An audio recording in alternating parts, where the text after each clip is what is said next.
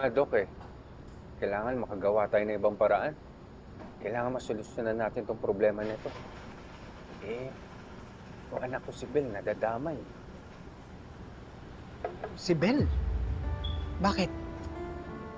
Eh, nag-worry siya. Gusto niyang tumulong sa amin ni Via.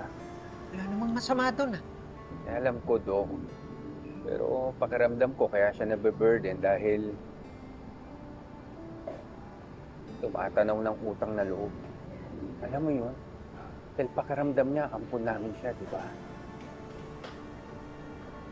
Kaya nga minsan gusto ko siyang yakapin ng mahigpit eh.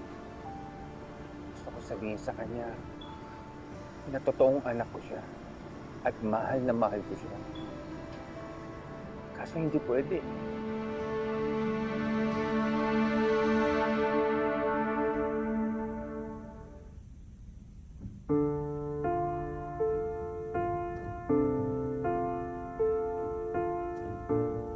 Hindi ako papayag na masira lahat ng pangarap mo, anak.